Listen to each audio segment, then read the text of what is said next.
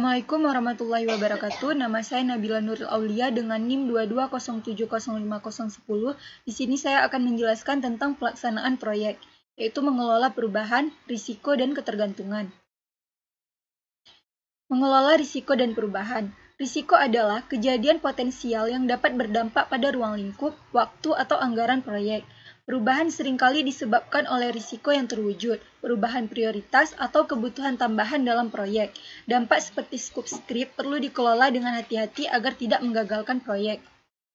Mengidentifikasi dan melacak ketergantungan.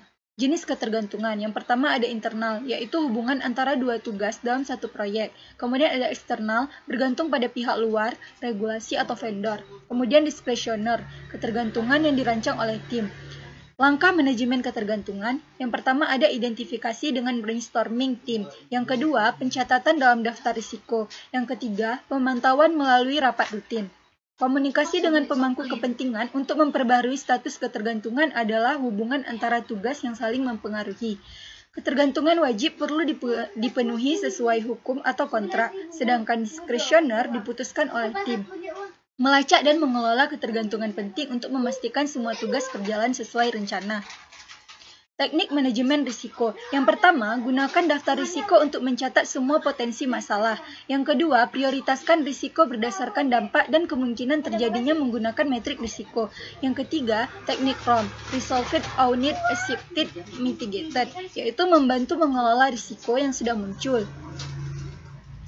Komunikasi risiko dan perubahan. Eskalasi risiko adalah strategi untuk meminta bantuan manajemen ketika ada kendala besar.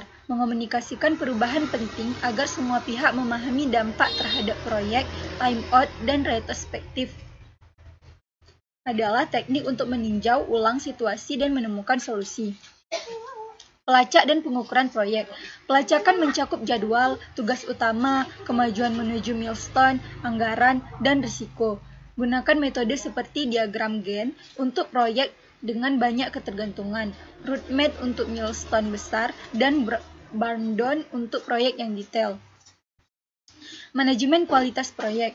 Kualitas proyek melibatkan standar kualitas, perencanaan, jaminan, dan pengendalian kualitas. Contohnya dalam proyek Plant Pulse. Standar keandalan mencakup pengiriman tanaman tepat waktu dan dalam kondisi baik. Pengendalian kualitas bertujuan untuk memastikan hasil akhir sesuai standar pelanggan.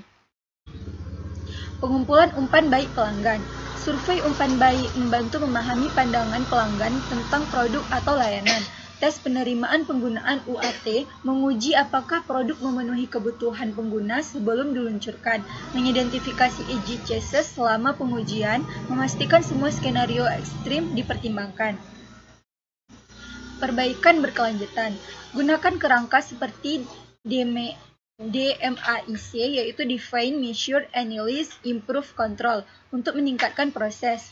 PDCA, Plan, Do, Check, City membantu tim terus belajar dari pengalaman. Retrospektif adalah alat evaluasi untuk belajar dari keberhasilan dan kegagalan proyek. Penutupan atau kesimpulan, manajemen risiko, ketergantungan, dan kualitas adalah pilar keberhasilan proyek. Pelacakan dan pengukuran memastikan transparansi dan kemajuan. Proyek sukses membutuhkan adaptasi, komunikasi, dan perbaikan berkelanjutan.